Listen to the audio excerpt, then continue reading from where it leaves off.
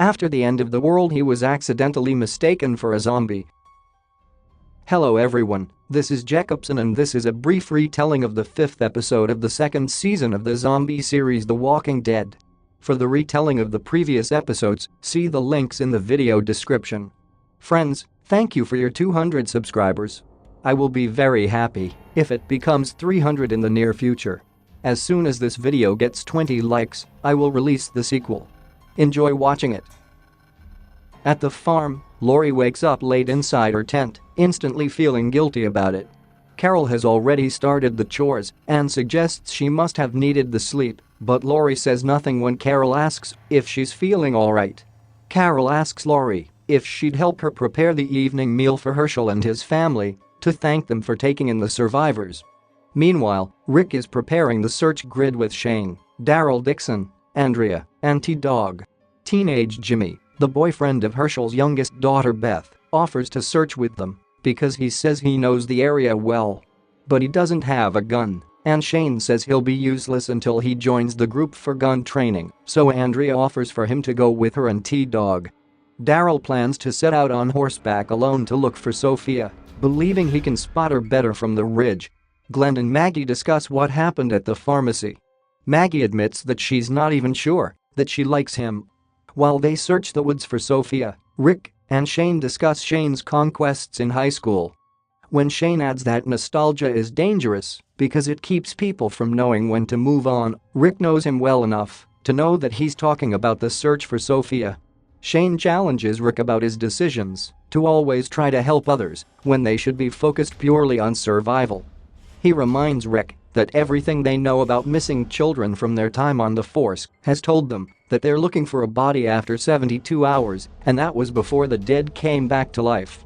Daryl is riding one of Herschel's horses through the woods when he spots something by the water. He parks the horse and climbs down, finding Sophia's doll, tattered and wet, against a log. He calls Sophia's name, to no avail. Taking the doll with him, he gets back on the horse and continues through the woods, but the horse is spooked by a snake in the grass and throws Daryl before it runs off. Out of control, he tumbles down the tree-covered ridge, landing hard in the shallow rocky water, with one of his arrows, which had been slung around his back, pierced through his torso. He rips off his shirt sleeves to keep the arrow in place before he uses a stick to find his crossbow in the chest-deep murky water. He climbs back up the steep ridge, using the stick and pushing himself up in his weakened state. He tries to will himself up the ridge but loses his grip and tumbles backwards toward the pond. At the farm, Glenn corners Lori at the tents and confirms she's pregnant. She begs him not to tell anyone. Glenn is stunned that she hasn't told Rick yet, but he disappears as Rick and Shane return from the woods without Sophia.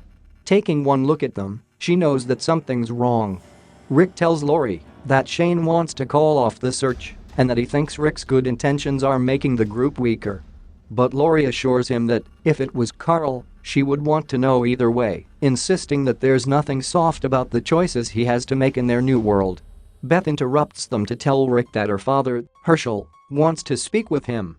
Rick finds Herschel by the generator and he informs Rick that Daryl took one of his horses, Nervous Nellie, without consent, and Rick informs him that he took Jimmy at his word when he said that Herschel was fine with him going out into the woods that day, but Herschel hadn't consented to that either. Rick concedes that they need to work on their communication, and Herschel requests he keep it simple. "I'll control my people, you control yours." Bloody and bruised, Daryl wakes up at the bottom of the ridge, and his brother, Merle Dixon, looms over him, telling him he's wasting his time looking for a little girl, but not looking for his brother. Daryl tells Merle that he and Rick went back to Atlanta for him, but he was gone, and Merle can't believe he's talking about the same Rick who made him cut off his own hand. In his groggy state, Daryl notices that Merle's right hand, which was last seen inside Glenn's backpack, is firmly attached to Merle's right arm, confirming to Daryl that this is, in fact, a hallucination. Merle assures Daryl that no one in Rick's group will ever care for him like he does. They're not his blood.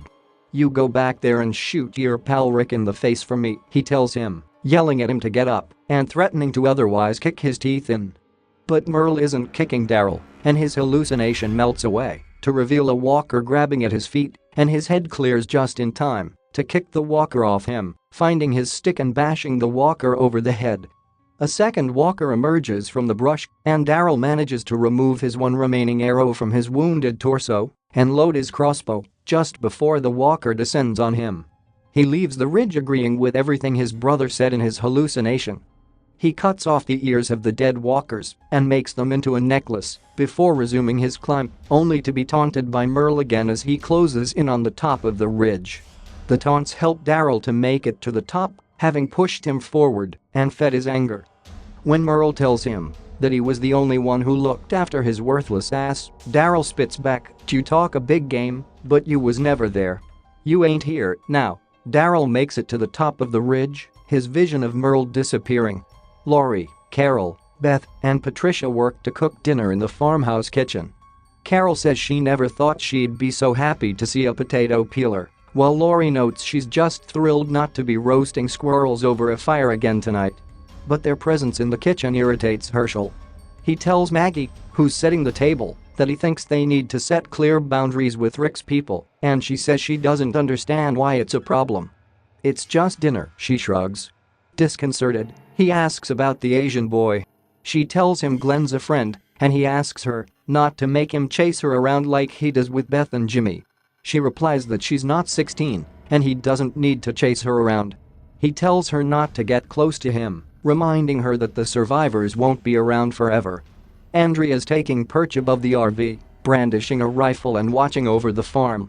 "I don't want to wash clothes anymore, Dale." Dale heads inside the RV, where he finds Glenn returning one of his books. Glenn asks if Dale thinks Andrea's on her period, as Dale tries to make him keep his voice down.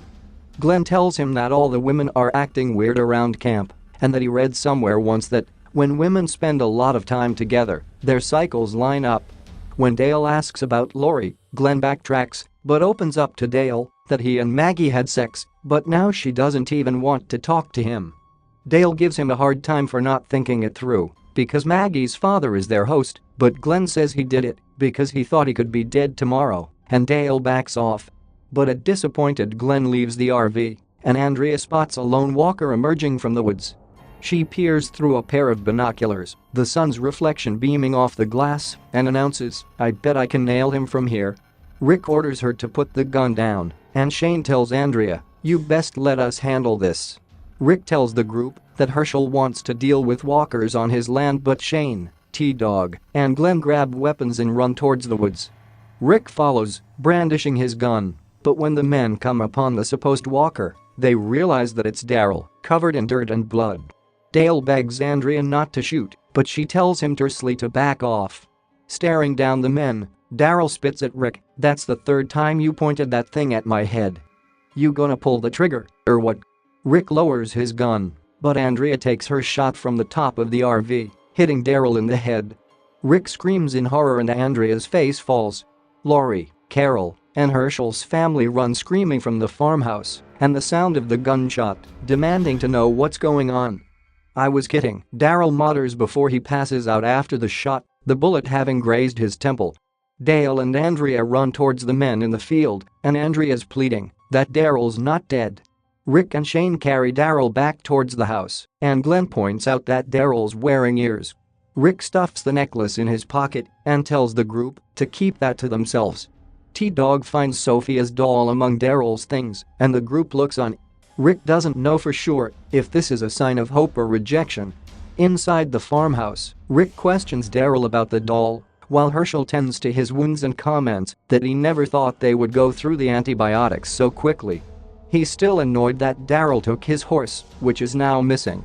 She must have dropped it crossing the creek somewhere, Daryl reasons, cutting their search grid in half and giving Rick hope. Shane, though, thinks that the doll is no sign that Sophie is still alive, but Rick doesn't want to hear it. Lori hears them, and when Rick walks off, Shane defends himself to her. "I'm not out to be a hard case. Just being realistic." Lori says she may not agree with all of Rick's choices, but she respects his choices more than she does either of theirs. Shane says that all he cares about now are her and Carl, so he doesn't care if he's not thinking about the needs of others, even if it means abandoning a lost child. Disgusted, Lori stalks off after telling him, "My son and I are not your problem anymore." Andrea's despondent on the front porch steps, and Dale comes to sit with her. That evening as Carl sleeps, recovering from his injuries, Laurie sits alone at his bedside, tearfully wondering what she's going to do about her pregnancy. Carol enters the room to tell her dinner is ready, not at all surprised to find her crying in the world they live in. Laurie wipes away her tears and heads down for dinner. The two groups sit down to a silent, awkward dinner, and Glenn tries to cut the tension asking if anyone knows how to play guitar because of the one Dale found at the traffic snarl. Otis did, Patricia says softly, and the silence drones on.